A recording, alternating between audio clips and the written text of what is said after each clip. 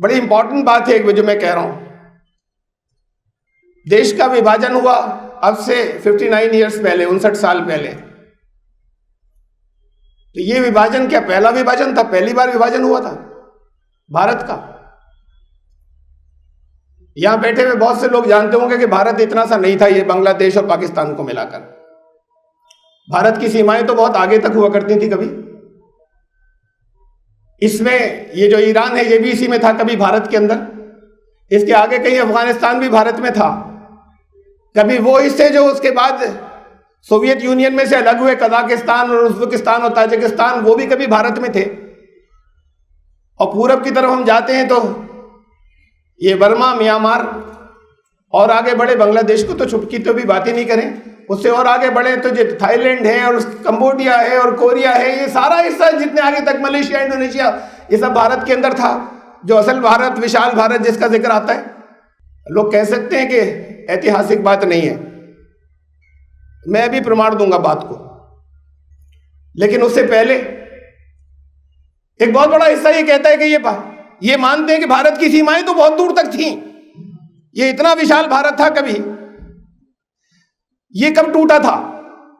ये इंडोनेशिया कब अलग हुआ था, या मलेशिया कब अलग हुआ था, कोरिया कब अलग हुआ था, कंबोडिया कब अलग हुआ था, ये कब टूटा था? और ये ईरान कब टूटा था, और अफगानिस्तान और ताजिकिस्तान का ये कब टूटे थे? तो ये 60 साल पहले का विभाजन तो आखिरी विभाजन था, ये पहला नहीं था। वो इतिहास से पहले की बातें हैं, आधुनिक इतिहास से, मॉडर्न हिस्ट्री से। तो अगर आधुनिक इतिहास से पहले की बातें हैं तो उस वक्त मुसलमान तो नहीं थे। मुसलमान तो ये 1400 साल से हैं, ऐतिहासिक युग से हैं मुसलमान। तो इनकी एग्जिस्टेंस या इनका वजूद, उस वक्त तो मुसलमान कहीं नहीं थे।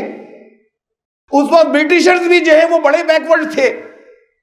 वो ऐसे नहीं थे जो अब से 200-300-400 साल के अंदर जैसे ही बढ़कर दुनिया पे कब्जा कर लिया इन्होंने। उस वक्त तो वो बहुत बैकवर्ड थे। उस वक्त अगर कहीं उन्नति थी, कहीं विकास था, तो भारत में था। अब कुछ लोग आज कहते हैं कि यहां पर जो विभाजन हुआ वो मुसलमानों ने करवाया। कुछ और लोग कहते हैं हिंदुओं ने अगर जीना दूभर नहीं कर दिया होता तो नहीं होता, हिंदुओं ने करवाया। कुछ और लोग कहते हैं दोनों ने नहीं करवाया, ये पाश्चात्य देश थे, ये ब्रिटिशर्स थे, उन्होंने, उनकी डिवाइड एंड रूल की पॉलिसी थी, नफरत पैदा की, इसलिए हो गया। ये अलग अलग तरह की बातें कही जाती हैं। उस वक्त ये जो विभाजन हुए, ये मलेशिया कब टूटा था, या इंडोनेशिया कब टूटा था, और कोरिया और कंबोडिया और थाईलैंड कब टूटा था, उस वक्त ये ना ब्रिटिशर्स थे और ना मुसलमान थे। किसने तोड़ा? कौन जिम्मेदार था? तो उस वक्त तो मुसलमान भी नहीं थे और ब्रिटिशर्स भी नहीं थे, तब भी टूटता रहा देश, तब भी राष्ट्र टूटता रहा। कोई नहीं तोड़वाता, मुसलमान नहीं तोड़वा सकता, हिंदू नहीं तोड़वा सकता, ब्रिटिशर्स नहीं लड़ा सकते। ये तो भाई की ये सिर्फ नफरत तोड़वाती है। भाई भाई, एक दो सगे भाइयों के घर में दीवार खड़ी कर देती है नफरत। और आधी ईंट की दीवार की बर्दाश्त नहीं होती, जिसमें चारपाई के 2 पाए नहीं डाल सकते, उस आधी ईंट की बर्दाश्त नहीं होती कि ये इस भाई को मिलेगी या इसको मिलेगी। इसके ऊपर वो जिंदगी भर मुकदमे लड़ते हैं। सगे भाई, ये नफरत करवाती है। नफरत अगर कम हो जाए तो फिर उस दीवार में खिड़की भी खुलती है। ये सिर्फ नफरत कम होने पर होता है।